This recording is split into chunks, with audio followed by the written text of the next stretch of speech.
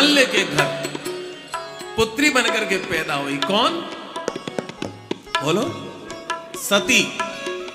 तो उस समय उसका नाम क्या हुआ? जनमी पार्वती तनु पारी। जनमी पार्वती तनु पारी। पार्वती का जन्म हुआ हिमाचल जी के घर में पार्वती का जन्म हुआ। और वहां जब से उमा का श्री शैल घर में आगमन हुआ है। देखो, बच्चा कोई घर में आए और आते कोई परिलाभ हो जाए तो हम लोग क्या कहते हैं? सगुन अच्छे हैं, इसका पक्षेड़ा अच्छा है। जब ते उमा शैल ग्रह जाई, सकल सिद्ध संपत्ति कह छाई। जब ते उमा शैल गृह जाई, जब से उमा शैल घर जाई और सकल सिद्ध संपत्ति तह चाई। जहाँ तह मुनिन स्वाश्रम कीने, उचित बास हिम भूधर दीने। और हिमालय में लोग बड़े बड़े ऋषि मुनियों ने अपने आश्रम बनाए हैं और वास करना शुरू कर दिया है। नव निधि और अष्ट सिद्धि आकर के हिमालय में निवास करती है। और उस समय याज्ञवल्क्य मुनि कहते हैं, भरद्वाज, सदा सुमन फल सहित सब, द्रुम नव नाना जाति। प्रगटी सुंदर शैल पर, मनि आकर बहुभांति। हिमालय की कंदराओं में स्वर्ण और मणियों की खानें बन गई।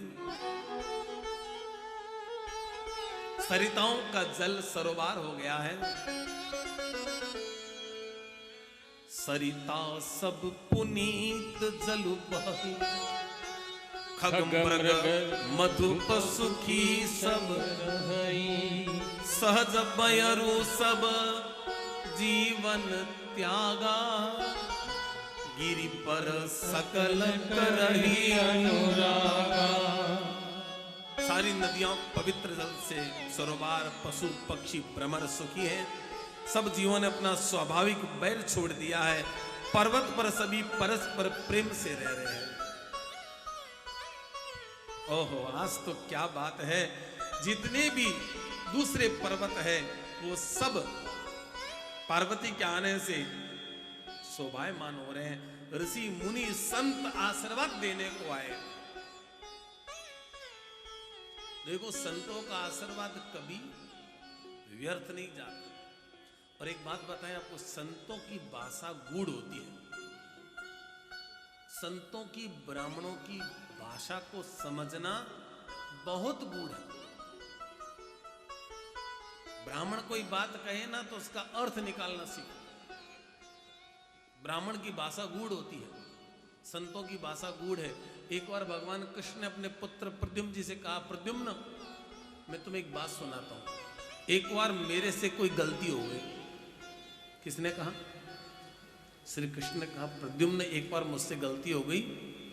गलती क्या हुई कि मेरी छोटी सी गलती से दुर्वासा ऋषि को क्रोध हो गया। अब आपको पता है दुर्वासा जी को तो है, बोलो, इनको भी तो पता लगे ना भाई। ये तो 4 संपर्क सूत्र है। इस कथा के संपर्क सूत्र 4 है।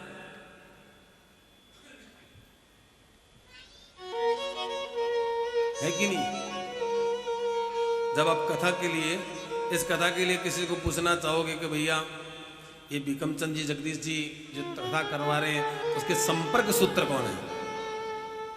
तो पहला संपर्क सूत्र पुरुषोत्तम, दूसरा गोविंद, तीसरा ओम प्रकाश और चौथा योगेश। तो कम से कम संपर्क सूत्र को तो पूरा संपर्क बनाए रखना चाहिए। अब तो संपर्क सूत्र है।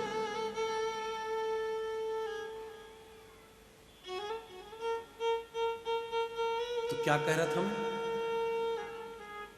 मैं क्या कह रहा था? संतों की भाषा बड़ी गुप्त होती है। देवर्षि महाराज दुर्वासा, उनको क्रोध जल्दी आता है। भगवान कृष्ण अपने पुत्र प्रद्युम्न से कहते, बेटा एक बार मैंने छोटी सी गलती की और दुर्वासा जी को बोलो तो सही। अब दुर्वासा जी को क्रोध है तो पता नहीं क्या श्राप देंगे। भगवान कृष्ण कहते हैं, मैं तो गर्दन झुका के हाथ जोड़ के खड़ा हो गया। अब बाबा जो भी आपको बोलो तो सही, जो भी श्राप देना दे दो, क्योंकि आप तो श्राप देंगे और मुझे तो स्वीकार। तो दुर्वासा जी ने कहा, हे कृष्ण हाथ जोड़ के क्यों खड़ा हुआ है? मैं तो श्राप देने वाला हूं तेरे को। कहा, महाराज आप तो संत हैं, संत और माता पिता जो भी दे उसको स्वीकार कर लेना चाहिए, क्योंकि उसमें कोई न कोई पुत्र का और शिष्य का फायदा ही होता है। कहा, महाराज जो भी आपको श्राप देना दो। बोले, उस श्राप की बाद में पहले काम कर, गर्मा गर्म खीर बना कर ला, और खीर इतनी गर्म होनी चाहिए, इतनी गर्म होनी चाहिए, इतनी गर्म होनी चाहिए जैसे आग उबले, और अगर कम गर्म होगी तो और ज्यादा श्राप दूंगा।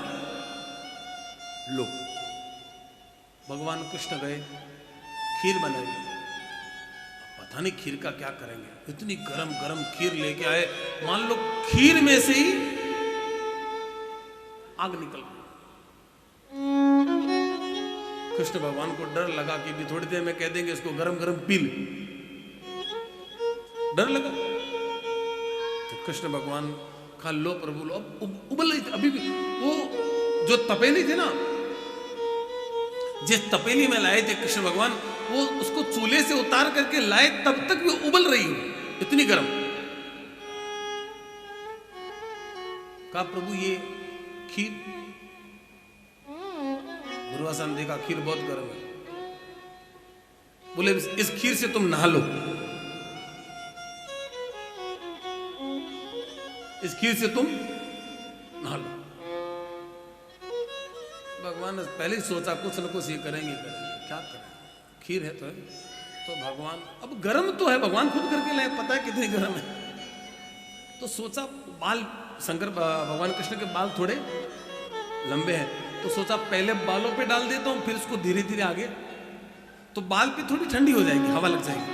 तो उन्होंने बालों पे सारा डाल दिया, फिर वो गरम गरम को थोड़ा आंखों के, थोड़ा कानों के, ऐसे करते करते करते करते बाकी शरीर के तो लगा दिया, पर पांव के पास ले जाते मन में भाव आया कि ये खीर तो ऋषि प्रसाद है।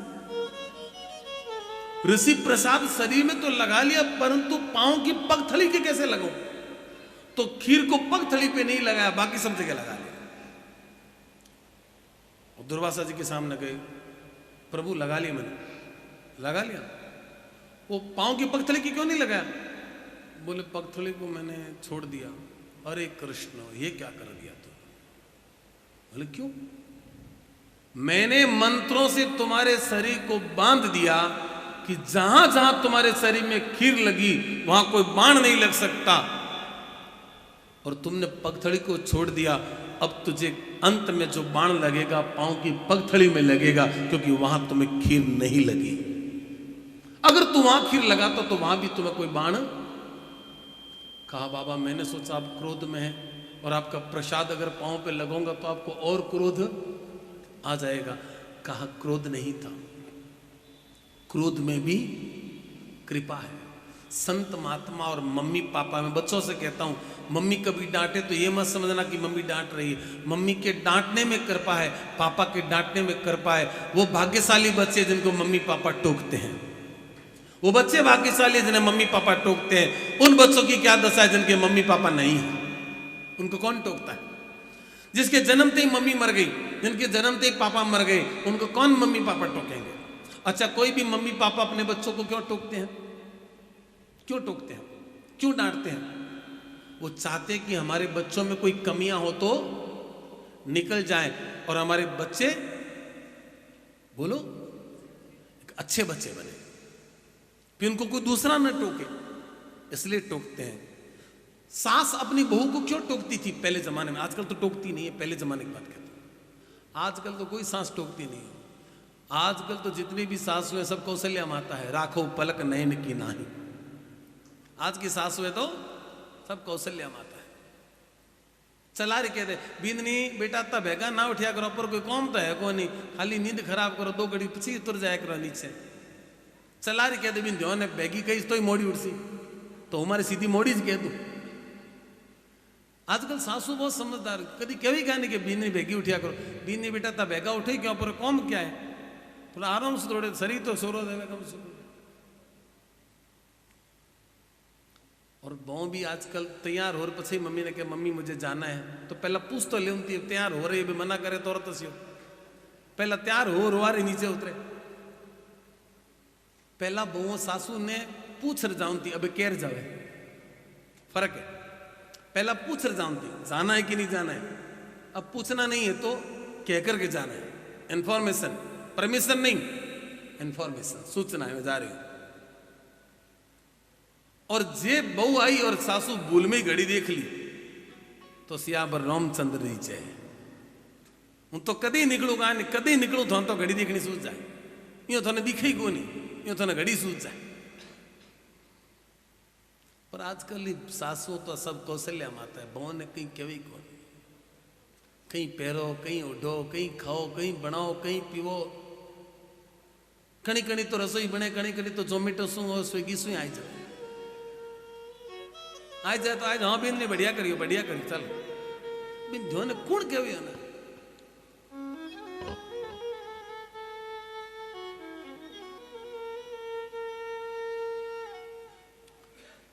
बच्चों से कह रहा हूं, अगर मम्मी पापा डांटे तो आप भाग्यशाली है। वो निर्भागी बच्चा है जिसको कभी माँ ने नहीं डांटा है, वो निर्भागी बच्चा है जिसको कभी पापा ने नहीं डांटा है, उसको भाग्यहीन है।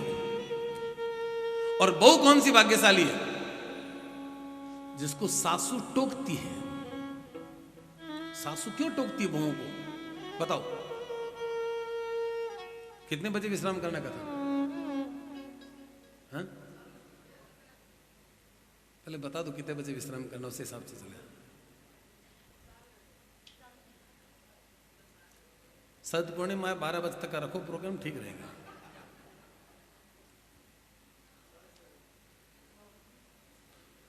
बड़े भाव से, बड़े प्रेम से कथा आप श्रवण करें कि सासू कोई अपनी बहू को क्यों टोकती है। दुनिया की हर एक सासू ये चाहती है मैं अपनी बहू को टोक टोक कर इतना अच्छा बना दूं, जैसे सुनार लोहे को टोक टोक के, ठोक ठोक के ऐसा सुंदर बना देता है कि उसकी कीमत बढ़ जाती है। सासू अपने बहू को टोक टोक के उसकी सारी कमियां निकाल देती है कि कल के सासू सोचे मैं मर भी जाऊं, मैं मर भी जाऊं, मेरी बहू को किसी को पूछने नहीं जाना पड़ेगा कि ये क्या होता है। लोग मेरी बहू से पूछने आएंगे आप तो सासू के पास रही हैं, आप बताओ क्या करना चाहिए। इसलिए सासू बहुओं को टोकती है। मैं कहता हूं बहुत भाग्यशाली बहुएं जिन्होंने सासू की टोक सुनी। मैं बहुओं से कहता हूं सासू से अटैच रहो, वो कभी कुछ थोड़ा बहुत कह दे, आजकल तो सासू कहती नहीं है, मान लो थोड़ा कह दे तो खुश होना, समझना आपका भाग्य बढ़ गया। उनकी डांट में कृपा है, संतों की डांट में कृपा है, साधुओं की डांट में कृपा है। बनारस में शंकराचार्य आश्रम में एक वणिक गया। वणिक समझते हो? नहीं समझते? तो फिर हाँ एक वणिक व्यापारी गया तो शंकराचार्य के आश्रम में गया और वहां पर उसकी आर्थिक स्थिति कमजोर थी, तो वहीं जाकर के उसने आरोगण करना। पैसे लगते थे बाहर, 10 रुपये थाली लगती थी उस जमाने में। आश्रम में मुफ्त में मिलता था, वो वहीं खाना शुरू कर दिया और थोड़ा सेवा भी करने लगा इधर उधर। धीरे धीरे शंकराचार्य तक पहुंच गया। जगत गुरु शंकराचार्य उस समय थे निरंजन देव जी महाराज। ओ निरंजन देव जी बड़े नैष्टिक शंकराचार्य। तो वो धीरे धीरे महाराज जी की सेवा तक पहुंच गया और एक दिन महाराज जी की चरण सेवा कर रहा था। चरण सेवा समझ गए? पांव दबा रहा था। देखो संत कैसे कृपा करते, ध्यान से सुनना। अब जैसे वो पांव दबा रहा है, अचानक महाराज जी ने पूछा पांव कौन दबा रहा है? उस वैश्य ने वणिक ने कहा महाराज जी में, ओ महाराज जी को गुस्सा आया, ध्यान से सुनना, तू यहां कैसे आ गया, तेरी हिम्मत कैसे होगी यहां तक पहुंचने की, आ जाते हो हराम का खाने के लिए, धर्म का खाते हो, धर्मादा खाते हो, शर्म नहीं आती, चले जाओ यहां से। उसने हाथ जोड़ के कहा महाराज कहां जाऊं, कहीं कोई ठोर है नहीं, कहीं ठोर है नहीं, कहां जाऊं। महाराज को और गुस्सा आया, गुस्से में कहा मेरी बला से तू दिल्ली में जा, पर जा यहां से। महाराज जी के मुंह से क्या निकला, मेरी बला से दिल्ली जा पर यहां से जा, आराम का खाना बंद कर। उस जैसे ही देखा महाराज जी ने कहा मेरी बला से दिल्ली जाओ, वहां से सीधा दिल्ली की ट्रेन में चढ़ गया। और महाराज जी के तो मुंह से ऐसे दिल्ली निकल गया, और उसने सोचा दिल्ली का आदेश हो गया। दिल्ली की ट्रेन में चढ़ता है और वहीं उसको कोई जैन संप्रदाय का व्यापारी मिलता है, उसका दिल्ली में बहुत बड़ा काम था, पर उसके काम को संभालने के लिए कोई ईमानदार व्यक्ति दूसरा नहीं मिला। तो उसने पूछा आप कौन है, कहा मैं वैश्य पुत्र हूं, क्या काम करते हो, बोले काम ही तो नहीं है, तो दिल्ली क्यों जाते हो, कोई काम के लिए, बोले तुम्हारे पास काम नहीं, मेरे पास काम करने वाला नहीं है, तुम मेरे साथ चलो। वो अपने पास ले गया, उसको खूब काम करवाया, करते करते उसको पार्टनर बनाया और बहुत धनवान हो गया। तो फिर वो पुनः शंकराचार्य जी के आश्रम में गया, तो महाराज जी को कहा महाराज जी मैं सेवा करना चाहता हूँ। महाराज जी ने कहा तू क्या कमाता है, बोला आपने मुझे दिल्ली भेजा था और मैं दिल्ली, महाराज जी को गुस्सा आ गया, मैंने दिल्ली भेजा, मैं यहाँ ज्योतिष करता हूँ क्या कि तुम दिल्ली जाओ मुंबई जाओ, मैंने कब कहा तुम्हें दिल्ली जाओ। कहा महाराज जी एक बार की बात है, मैं ऐसे कर रहा था, आपने कहा मेरी, वो तो मैंने गुस्से में कहा था। बोले महाराज चाहे आपने गुस्से में कहा, मैंने तो उस गुस्से को भी आदेश, बोलो तो सही, गुरु की बात को, बुजुर्गों की बात को, मम्मी पापा की बात को गुस्से में भी कह दे तो उसको आदेश मान लो, आपका हमारा बेड़ा पार हो जाएगा। आपने वो कहानी सुनी कि नहीं सुनी, मुझे याद आ रही है कहानी कि एक बार की बात है, एक गुरुकुल में एक बच्चा पढ़ता था, ध्यान से सुनना, संक्षिप्त में कहूंगा, कथा को विस्तार से नहीं करूंगा। एक बच्चा गुरुकुल में पढ़ रहा था, पढ़ते पढ़ते पढ़ने में होशियार नहीं था, तो गुरुजी के घर के काम करता था, लकड़ी लाना है, सब्जी लाना, ये करना वो करना। एक दिन उस लड़के की मां ने लड़के को जाकर कहा बेटा ये सब लोग पढ़ लिख करके पंडित बन गए, तू अभी तक यहाँ लकड़ियां तोड़ रहा है, तू भी तो पंडित बन। कहा गुरुजी मुझे कोई मंत्र देते ही नहीं है। कहा आज गुरुजी से जाके मंत्र मांग ले। वो गुरुजी से मंत्र मांगने को गया, ध्यान से कथा को सुनना है। उस समय गुरुजी मंजन कर रहे थे, क्या कर रहे थे, बोलो तो सही, प्रसाद में मन चला गया आपको, अभी मंजन ही नहीं हुआ, पहले मंजन तो करो फिर प्रसाद में मिल जाएगा। गुरुजी उस समय मंजन कर रहे थे, दातुन कर रहे थे, और वो लड़का गया जाके गुरुजी को कहा गुरुजी मुझे मंत्र दो। अब बताओ कोई गुरुजी मंजन करते हुए कभी मंत्र देते हैं, बोलो तो सही। तो गुरुजी को यहां प्रेम आएगा कि गुस्सा आएगा, हैं? गुरुजी ने कहा अरे कम बखत, अरे कम बखत, बखत देखे ना बेबखत। गुरुजी ने तो डांट लगी क्या, अरे कम बखत, बखत देखे ना बेबखत, मतलब टाइम ही नहीं देखता है और कहते आ जाता है। उसने सोचा ये मंत्र है, और वो तो जाके माला फेरना शुरू किया, कम बखत बखत दिखे ना बेबखत, कम बखत बखत दिखे ना बेबखत, कम बखत बखत दिखे ना बेबखत, कम बखत बखत दिखे ना बेबखत। तो माला जपते जपते उसने तो 12,500-15,000 माला जप दी। ओ महाराज इतनी माला जपे तो मंत्र सिद्ध हो जाए। साल 2 साल 3 साल निकल के, गुरुजी ने देखा पढ़ता तो नहीं, उसको निकाल दिया। अब गुरुजी को क्या पता कि वो आपकी गाली कोई जब कर रहा है। जब वो गुरुजी के आश्रम से घर की ओर जा रहा था तो सामने से एक शव यात्रा आ रही थी। शव यात्रा में कोई धनवान व्यक्ति का जवान बेटा मरा था, तो उसको लोग ले जा रहे थे, सेठ जी पीछे रो रहे थे। तो उसने सबको पूछा भैया क्या हो गया, ये जवान लड़का सो रहा है और 4-4 उसको कंधे पे उठाए, उसको क्या हो गया। लोगों ने धक्का दे दिया, इसको पता नहीं, जवान मौत है, पूछता है बीच में। तो फिर दर्शकों को पूछा, अरे भैया वो व्यक्ति को आगे कंधे पे क्यों उठा के ले जा रहे हैं, उसके क्या हो गया, वो बीमार है क्या? तो उसने सेठ जी को ही पूछ लिया जिसका बेटा मरा, सेठ जी ये जो आगे व्यक्ति को ले जा रहे हैं उसके क्या हुआ? सेठ जी ने कहा मेरा भाग फूट गया। बोले मतलब? बोले मेरा बेटा मर गया। बूढ़ा था क्या? अरे मेरा बेटा था, बूढ़ा कैसे हो गया? तू पागल है? बोले नहीं तो फिर मर कैसे गया? बोले यही तो पता नहीं। बोले ऐसे मर थोड़ी सकता है। सेठ जी ने देखा ब्रह्मचारी है, तेजस्वी है, शायद कोई चमत्कार कर दे। सेठ जी ने कहा रोको शव यात्रा को। बोले रोको। सेठ जी पीछे से चिल्लाए, सबने शव यात्रा को रोक दिया। वो पास में गया, देखा, कफन हटाया, ओह चमकता चेहरा। पूछा कितने साल की उम्र है? बोले 18 साल की। 18 साल में मर गया? उसने एक थप्पड़ लगाई मुर्दे के, कम बखत, बखत दिखे ना बेबखत, कम बखत, बखत दिखे ना बेबखत। ये कोई मरने की उम्र है? और इतने में मुर्दे की आंखें टिमटिमाई, आंखें खुल गई उसने। सबने फटाफट कफन हटाया। अरे वाह वाह, कोई सिद्ध पुरुष है, पता नहीं क्या बोला था साबरी मंत्र, और आंखें खुल गई। अब बताओ उस सेठ जी का तो भाग्य का क्या कहना जिसका बेटा मरा हुआ। ओ सेठ जी ने कहा महाराज पहुंचे हुए हो, भगवान का रूप हो आप तो। शंकर भगवान ने जैसे मार्कंडे को उम्र दी वैसे आपने मेरे बेटे को उम्र दे दी। कहां से आए हो? बोले पास में ही मेरा आश्रम है, हम गुरु जी के शिष्य हैं। तो बोला आपके गुरु जी के दर्शन करो। बोले चलो।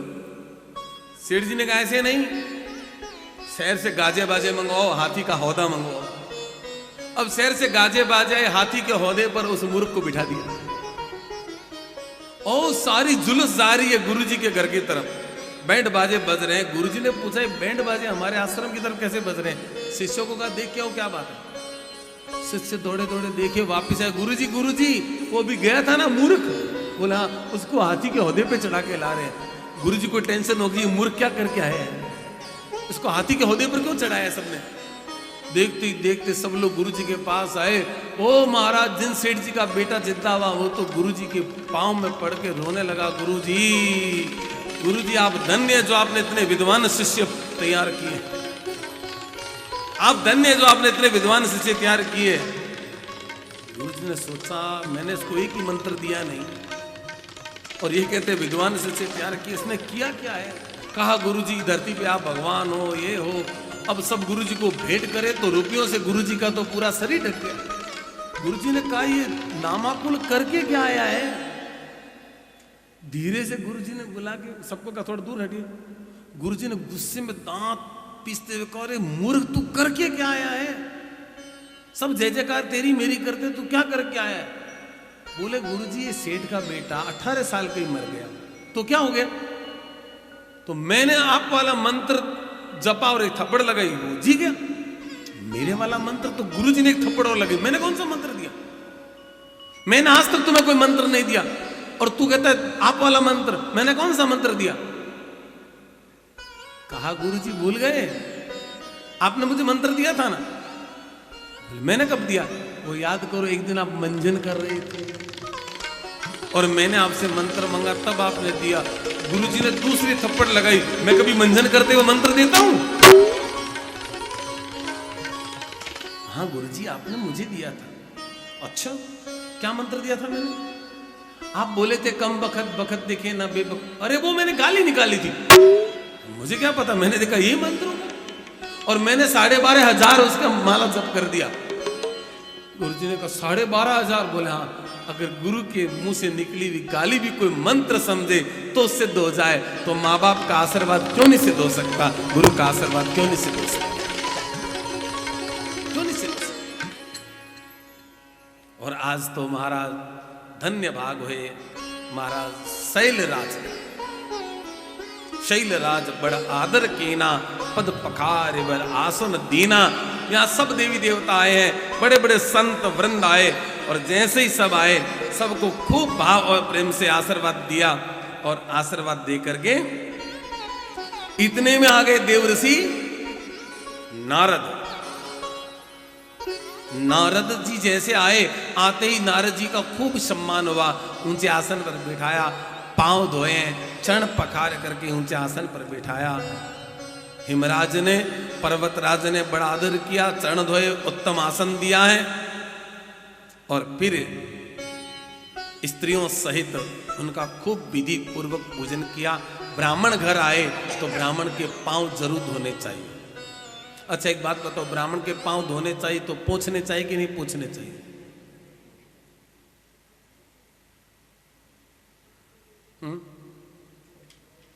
बोलो तो सही। धोना चाहिए कि नहीं धोना चाहिए? तो पोंछना चाहिए कि नहीं पोंछना चाहिए? बोलो।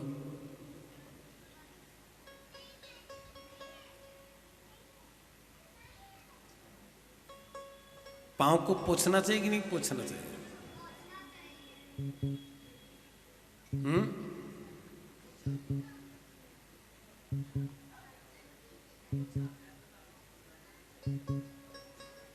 ब्राह्मण के पांव पोंछने चाहिए, पर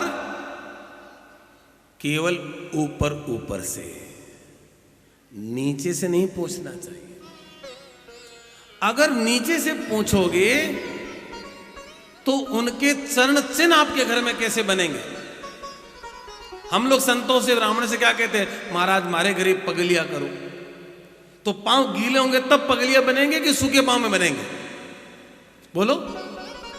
इसलिए पांव को कभी नीचे से नहीं पोंछना चाहिए। पर आजकल नीचे से पता है क्यों पूछते हैं? कहीं महाराज जी के पांव गंदे हो गए, हमारा कारपेट और चद्दर खराब हो गई तो उनको कारपेट और चद्दर की चिंता है, इसलिए वो नीचे से भी पोंछ देते हैं। नीचे से पांव नहीं पोंछने चाहिए। नीचे से गीले रहेंगे तो कारपेट पे रखेंगे, गलीचे पे रखेंगे, चद्दर पर रखेंगे, उनके चरण चिन्ह वहां स्थापित हो जाएंगे। और जहां ब्राह्मणों के चिन्ह होते हैं और जहां बहन बेटी घर में आती जाती है, उस घर में लक्ष्मी का आवागमन हमेशा बना रहता है। लक्ष्मी दो ही घरों में आती है, ध्यान रखना। एक तो जिस घर में ब्राह्मण आते जाते रहते हैं, और दूसरा जिस घर में बहन बेटी आती जाती रहती है। दूसरी बात, जिस घर से ब्राह्मण नाराज होकर के जाते हैं और जहां बहन बेटी का अपमान किया जाता है, वहां कभी लक्ष्मी, बोलो तो सही, टिकती नहीं। आ तो जाएगी पर टिकेगी नहीं। बहन बेटियों का आना जाना घर में होना चाहिए। बहन बेटियों का खूब स्वागत सत्कार करो, ब्राह्मण का खूब साधु सत्कार करो। देखो बड़े बड़े जितने भी धर्मात्मा हुए, उन्होंने अपना सौभाग्य ब्राह्मणों के पांव धोकर के बढ़ाया। आप सब तीर्थों में नहीं जा सकते, सब तीर्थों में हम लोग जा भी नहीं सकते। तो अगर सब तीर्थों में नहीं जा सकते तो घर में ब्राह्मण को बुला करके उनके पांव को धोकर हमने चरणामृत पी लिया तो सारे तीर्थों का तीर्थोदक हमें प्राप्त हो गया। ब्राह्मण के चरणों में तीर्थ है। जे तीर्थानि प्रचरन्ति स्रका हस्ता निखंगिण ते खागुम सहस्त्र योजने वधन्नवा नितन्मसी, यजुर्वेद में लिखा है। जे तीर्थानि प्रचरन्ति स्रका हस्ता निखंगिण ते खागुम सहस्त्र योजने वधन्नवा नितन्मसी। और यही बात युधिष्ठिर राजा को श्री कृष्ण कहते हैं। श्री कृष्ण कहते हैं, धर्मराज, यत फलम कपिला दाने, एक कपिला गाय का दान करने से जो फल मिलता है वो भी कहां दान करनी है? कार्तिक के महीने में पुष्कर में जाकर, कार्तिक के महीने में पुष्कर में जाकर के कपिला गाय का दान करे, तब जितना पुण्य प्राप्त होता है, तत्फलम पांडव श्रेष्ठ विप्राणम पाद शोधने, उतना फल तो ब्राह्मणों के पांव धोने से हो जाता है। आप कितने भाग्यशाली हैं, लोगों को एक दिन मौका मिलता है, आपके पास दौरो ब्राह्मण है, रोजाना उनके पांव धोइए, आप भाग्यशाली हो जाएंगे। ब्राह्मणों के पांव धोने से हाथों की रेखाएं सुधर जाती है। प्रत्यक्ष में कह रहा हूं। जो निर्भागी होता है वो भाग्यशाली बन जाता है। और विधाता ने भी अगर किसी के भाग्य में,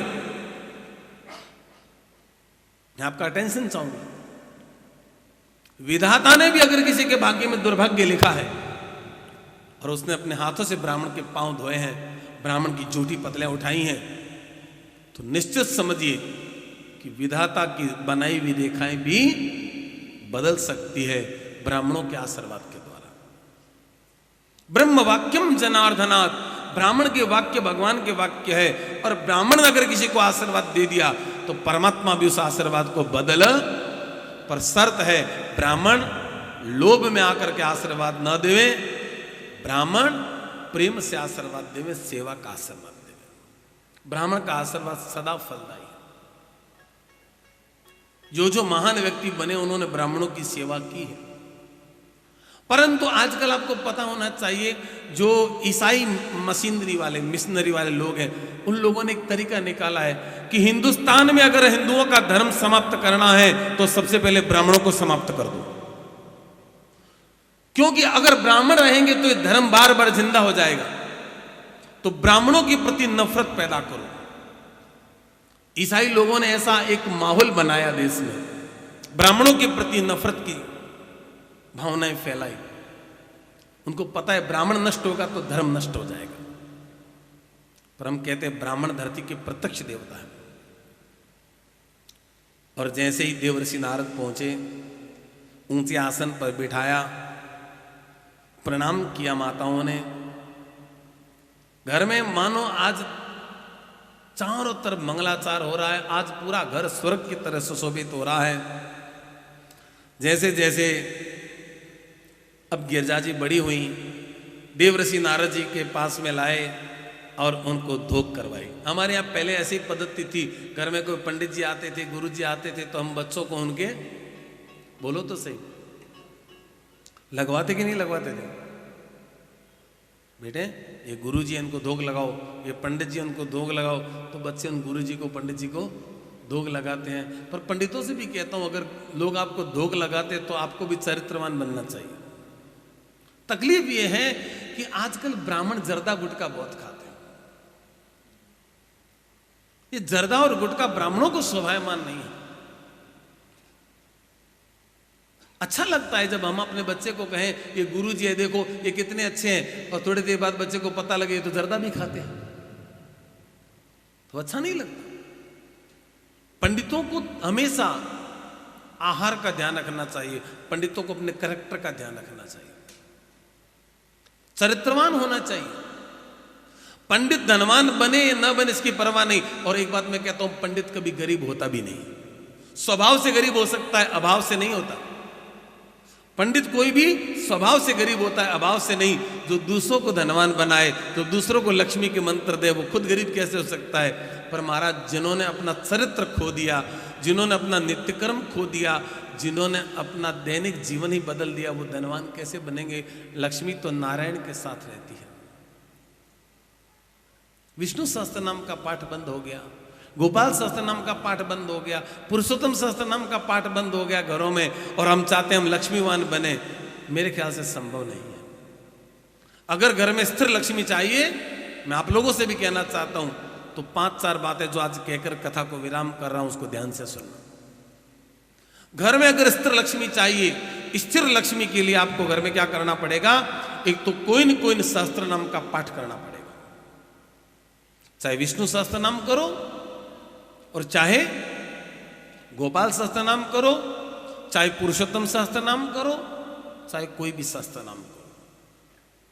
दूसरा, घर का चौका और घर का फ्रिज कभी जूठा न रहे। जूठी आइसक्रीम, जूठी चॉकलेट कभी फ्रिज में न रखें। चौके में जूठी चीजें न रखें। बिना ठाकुर जी को भोग लगाए कभी घर में भोजन न करें। ये 5 साल नियम कोई करे और साल 2 साल में वो धनवान न हो जाए, ये इम्पॉसिबल है। तीसरी बात, घर में जगह जगह पानी बिखरा हुआ नहीं होना चाहिए। घर में जगह जगह पानी बिखरा नहीं होना चाहिए।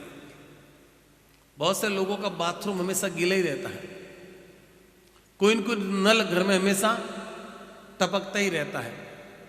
जगह जगह पानी बिखरा रहता है, ऐसे घर में लक्ष्मी नहीं टिकेगी। जिन घरों में सोनी सेवा सूर्योदय के बाद होगी उस घर में लक्ष्मी नहीं टिकेगी। सोनी सेवा समझ गए? सोनी सेवा समझते हो? बहुत अच्छी बात है। मुझे ऐसे श्रोता चाहिए, न समझे तो साफ के दे, नहीं समझे तो समझाने में मजा आता है। झाड़ू बुहारी, झाड़ू बुहारी का सुंदर नाम है सोहनी सेवा। घर में सुबह की सोहनी सेवा इतनी जल्दी होनी चाहिए कि न तो घर का कोई व्यक्ति घर से बाहर जाए, न घर में कोई मेहमान आए, हमें सोहनी सेवा करते हुए कोई देखे नहीं, तब सोहनी सेवा होनी चाहिए। पर आजकल तो हम सब ये सोचते हैं काम वाली इतनी जल्दी आती नहीं, काम वाली नहीं आती तो कम से कम ये काम आप ही कर लिया करो, एक छोटी मोटी झाड़ू बुहारी कर लिया करो। जिम जाने की जरूरत नहीं पड़ेगी, फिटनेस सेंटर में जाने की जरूरत नहीं पड़ेगी। मेरे एक मिलने वाले महेश्वरी हैं, तो उनकी बहू थोड़ी शरीर में खाते पीते घर की थी। क्या थी? मोटी नहीं थी। मोटी को मोटी कहे तो बुरा मान जाती है। वो कहती तुम्हारे घर का खाती हूं क्या? तो यही कहना पड़ता, वो खाते पीते घर की थी। तो बेंगलोर में कोई प्राकृतिक चिकित्सा केंद्र है बेंगलोर में, तो वहां वो जाकर के आई, तो थोड़ा शरीर हल्का हुआ। तो मैंने भी उनसे पूछा कि आपने वहां क्या किया? मैंने कहा थोड़ा हम भी कम कर लेते हैं। तो क्या किया आपने? तो उसने वो सारी एक्सरसाइज बताई। तो जो जो एक्सरसाइज थी वो मेरी माँ और दादी हमेशा करती थी। वो एक तो हाथ को ऐसे घुमाने का किया, मैंने कहा झाड़ू ऐसे ही निकालते थे पहले, फिर ऐसे ऐसे हाथ को घुमाया, पहले गड्डी ऐसे ही घुमाते थे, फिर ऐसे ऐसे हाथ किया, तो जो दीपावली पे जो जाले होते थे उसको ऐसे ही झड़काते थे झाड़ू से। जो जो काम हमारी माँ और दादी बिना पैसे के करके शरीर को फिट रखती थी, मैंने को काहे को 3 लाख दे के आई तुम वहां पे? 3 लाख में जो फिटनेस तुमने प्राप्त की, वो घर में अगर सोहनी सेवा करती, पलंग के नीचे घुस करके मसोता करती, तो अब तक एकदम फिट हो जाती और हिट हो जाती। ये सारा पेट अंदर चला जाता। जब से शरीर को हमने सोरा रखना शुरू कर दिया, तब से बीमार रहना शुरू हो गया। क्या हमारी दादी के पास पैसा नहीं था कि मां के पास पैसा नहीं था जो घर में अपना झाड़ू बुहारी करती थी? सोहनी सेवा करो, धनवान बनोगे। हमारे मां दादी की सेवा की हुई का फल हम पा रहे हैं। हमने क्या कमाया है? बोलो, हमने कुछ नहीं कमाया। हम बासी भोजन करते हैं। मैं बहुओं से कहता हूं, फिट रहने के लिए एक्सरसाइज की जरूरत नहीं है, सुबह सोहनी सेवा करो। हफ्ता 10 दिन तकलीफ होगी आपको, क्योंकि अभ्यास छूटा हुआ है। घुटनों के बल बैठोगे नहीं, घसीटते घसीटते करोगे, करो। 10-20 दिनों में आपका अभ्यास हो जाएगा और घर में लक्ष्मी का आगमन हो जाएगा और आप फिट हो जाएंगे। भागवत में लिखा है, जो फिट है वो हिट है, जो फिट है वो हिट है। अगर जीवन में हिट होना है तो फिट होना पड़ेगा। और सोहनी सेवा कब करनी चाहिए? सूर्य उदय से पहले पहले, जब घर का कोई व्यक्ति बाहर जाए नहीं और घर में कोई व्यक्ति आए नहीं और कोई न देखे। ये 4 काम आप 1.5 साल कर लो, फिर देखना घर में क्या आनंद की अनुभूति होती है। कथाएं तो बहुत विस्तार से हैं। अभी तो देवर्षि नारद जी आ गए हैं, नारद जी का खूब स्वागत सत्कार हुआ। अब नारद जी आए तो भाई एक दिन के लिए थोड़ी आए तो ब्राह्मण को 2-3 दिन तो रखेंगे ना, तो 2-3 दिन वो रखें। हम तो कम से कम 1 रात तो उनको यही रखेंगे। फिर आज शरद पूर्णिमा है और आज का तो मातम्य है कि आज की रात में चंद्रमा, वैसे तो पूरी रात अच्छी होती है, पर विशेष करके रात को 2:29 तक अमृत वृष्टि करेगा। ये अमृत वृष्टि का दिवस है। आज रात में चंद्रमा अमृत छोड़ते हैं। हमारे ऐसी मान्यता है कि खीर का भोग बना करके ठाकुर जी के, और फिर रात को छत पे रखते हैं और उसको थोड़ा जाली से ढक देते हैं, जिससे कोई चूहा बिल्ली न जाए, कोई मच्छर न गिरे। रात भर चंद्रमा की चांदनी में रहता है। और फिर भोर सवेरे अगर खाएं, रात को पूरा नहीं खाना चाहिए, भोर सवेरे सुबह खाना चाहिए। रात को प्रसाद रूप में ले लो, बाकी पूरी रात उसको अमृत से आच्छादित होने दो, और सुबह खाओगे तो निश्चित समझना पुष्टिवर्धनम, शरीर में पुष्टिकता आएगी। कमजोर लोग जो नपुंसक हैं वो पौरुषवान हो जाएंगे, जिनको संतान नहीं होती संतान हो जाएगी, जिनको अस्थमेटिकल प्रॉब्लम है उन लोगों को तो वैद्य जी को पूछ करके आज रात को मोती भस्म 1 ग्राम खीर के साथ रात को लेनी चाहिए। बीमारी हमेशा हमेशा के लिए समाप्त हो जाएगी, श्वास की बीमारी, डॉक्टर की सलाह लेकर के। बहुत सुंदर आज की रात महारास का दिवस है, और जहां महारास हुई प्रभु कृपा से हम वहीं हैं। यह हमारा सौभाग्य है कि प्रभु ने आज हमें अपने घर बुलाया है। बहुत बड़ी बात है कि महाराज का दिव्य समय, ये आसोज और कार्तिक का ये सुंदर मिलन, ये शरद ऋतु की पूर्णिमा, पूर्ण यौवन में चंद्रमा का आज प्रभाव हम लोगों को अमृत वृष्टि करेगा। वृंदावन उसका केंद्र बिंदु है, अमृत का केंद्र बिंदु वृंदावन है। इसलिए दूर दूर से लोग आज रात को यहाँ आते हैं, रात को जागरण करते हैं। आप लोग भी अगर हो सके तो घड़ी 2 घड़ी भगवत नाम जप करें, कीर्तन करें, पूजा पाठ करें, जो भी भजन हो सके वो करें, और जहाँ तक हो सके प्रभु का स्मरण करें, अपने इष्ट देवता को याद करें बड़े भाव और प्रेम से। कल देवर्षि नारद लक्षण बताएंगे पार्वती के कि कन्या की हस्तरेखा कैसी है, उसको कैसा घर मिलेगा और उसको कैसा, बोलो तो सही। माताओं को बड़ी चिंता होती है, छोरी छोटी है तो भी पूछे महाराज ये छोरी देखो नहीं आते इन्हें बिन किसों को मिलसी, हाल इन्हें पढ़ने तो दो पहले। वो माता जी ऐसे पूछती है देवर्षि नारद जी से, तब नारद जी उनको सारे लक्षण बताएंगे, पर लक्षण आज नहीं, बोलो तो सही, कल बताएंगे। बीन कैसा होना चाहिए और बींदनी कैसे होनी चाहिए, सही है। यह मुखरता, हाँ दूल्हा सुंदर होना चाहिए, सही कहा सही, दुल्हन भी सुंदर होनी चाहिए, पर दुल्हे में रंग का महत्व कम है, गुणों की सुंदरता ज्यादा होनी चाहिए। और दुल्हन में दोनों ही सुंदरता होनी चाहिए, रंग का महत्व मैं कहता हूं कहीं नहीं है, गुण की सुगंध होनी चाहिए। जब आप किसी की, आप लोगों को 1 मिनट का समय और लूंगा, जब आप अपने घर में अपनी बेटी के लिए वर लाओ तो आपको 5-6 चीजें देखनी चाहिए। वर लाओ तो 5-6 चीजें देखनी चाहिए। लड़का कैसा है, उसका स्वास्थ्य कैसा है, उसके परिवार के लोग कैसे हैं, उनका ननिहाल कैसा है, उनके पहले सगे संबंधी कौन हैं, लड़का कमाना जानता है कि नहीं जानता, ये 6 चीजें 7 चीजें देखनी चाहिए। और जब आप अपने घर में बहू लाओ तो क्या देखना है, केवल 3 चीजें, भूल जाते हो, आपको बहुत समय पहले बताया था, बस 3 चीजें, 3 चीजें। लड़की लानी हो तो 3 चीजें देखो, लड़की कैसी है, बाप की चिंता मत करो, बाप अच्छा ही है, लड़की कैसी है, लड़की की मां कैसी है, और लड़की की नानी कैसी है।